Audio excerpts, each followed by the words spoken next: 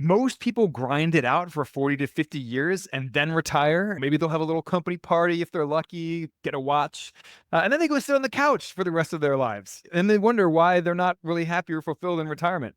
But is that the only way to do retirement? I don't necessarily think so. And our guest today certainly doesn't think so. Gary Hibbert is a private lender. He's also a real estate educator. He's the host of the Real Talk with Gary podcast. And Gary, you and I were talking before we hit the record button about how you do not one, but two mini retirements a year. And each one of those is 2 months at a time. So I'm really curious about how that works and, why you do this, and tell us more. Tell us all about it.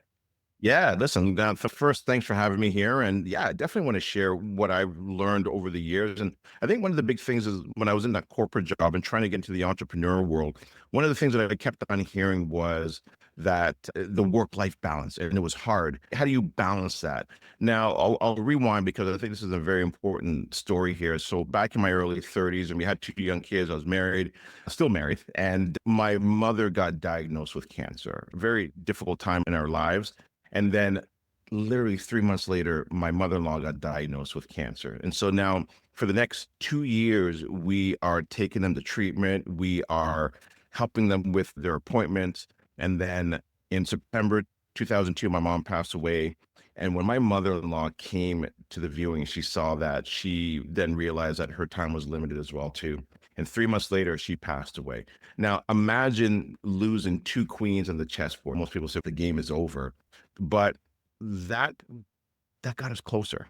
And when I realized that life is not forever, and I wasn't really liking my 9 to 5 job anymore, I'm like, you know what? Why am I doing something that I don't enjoy? Why don't I find something that I'm passionate about? And so we decided to start a company. It's called Smart Home Choice, an education company, because we knew that real estate was a way to get to financial freedom, which is what we were looking for. But before we started it, going back to that whole work-life balance, we sat down with the kids, and the kids were young at the time, and we wrote Smart Home Choice in the middle of this Bristol board. And we're like, what do you guys want from it? And we want like a mascot. And I'm like, a mascot, cool. I didn't want a mascot for our company, but it didn't matter because we wanted them to dream with us. And then we're like, what else do you guys want? We're like, okay, we want $1 million every month. Awesome. What else do you guys want? An education company. Just teach people because you said school's important. What else? We want 2 months vacation. Go, what about 4? And then I took a step back and I remember sitting down with my wife and like, I wonder if we can actually do 4 months of vacation. And so being in real estate, there's a cycle in it where things slow down in the summertime, and then things slow down again in the wintertime. I'm like, why don't we do 4 months vacation a year? Why don't we take July and August off, and now we can take vacations with the kids and spend time with their friends and family. And when September hits again, then we can work hard again. Because people worry about retiring at 65, but try and lay on a beach for a year. You can't do it. Because Right. after the end of 2 months of vacation, I'm actually bored of it. I want to get back into doing something that I'm passionate about. And so this is how we came up with the mini retirement, and we continue to do it. And I think hopefully it'll give us longevity because we're enjoying it. Yeah. So I love everything about that. I can resonate a little bit with structuring your life that way. So my wife is a school counselor. She works for international schools around the world, embassy schools.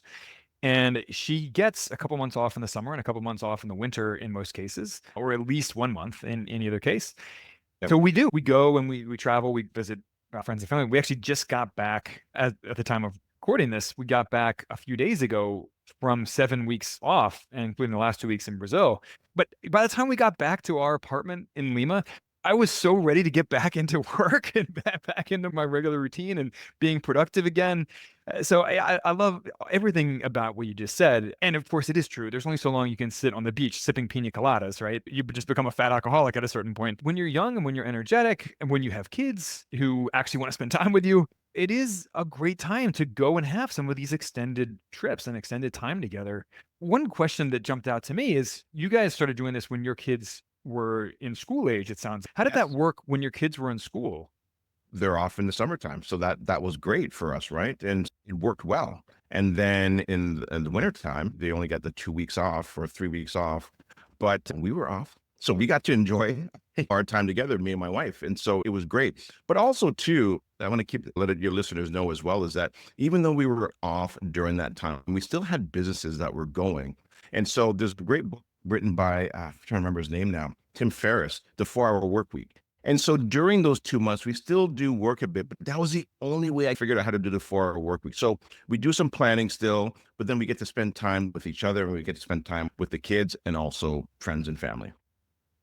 Yeah, yeah, and that makes sense. Yeah, when we were in Brazil over the last couple weeks, when my daughter would take naps in the afternoon, I would sit down and I would bang out an article or catch up on emails and just stay on top of stuff at a high level, not really digging into the weeds too much. But Right. yeah, no, that makes perfect sense.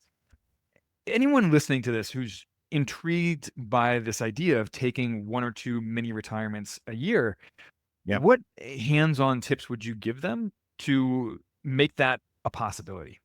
Yeah, a great question. And the best advice or the best tip that I can give them would be starting off with even just that Bristol board that I said and writing down and dreaming with your kids. Number one. Number two, if you look behind me, you'll see a whiteboard. And that is one of the things that my wife and I do every single year. We've been doing that since 2010. And the reason why we do that is because it would be like sailing to England, okay, with no compass, with no GPS, no nothing. You're going to experience waves, you're going to have turbulence, and you're going to get off course. And so if you don't have a map to how to get there, then how do you know where you're going? Because the thing with the mind is that there's so many things that go through your mind, and all of a sudden now you go to an event or you go to a conference like, oh, I'm going to do that. Oh, I'm going to do that. But that whiteboard is your GPS, and that allows you to know what you're focusing on. And also for you and your wife or your partner to say, this is what we agreed to at the beginning of the year, and this is what we're going to do. And then I love to check it off. We do a mid-course correction, take some things off, put some new things on, and then we take a picture of it. And so that now, 3, 4 years from now, we can go back and take a look and, hey, wow, we accomplished this. Oh, wow, we accomplished that. And so that my best advice to do something like that is to just to write it down, place your order. And like you said, you can course correct along the way, and you should, of course, but you still wanna have a clear destination for where you wanna go. And a couple books that listeners might want to listen to or read on this topic. So check out The Replaceable Founder by Ari Meisel.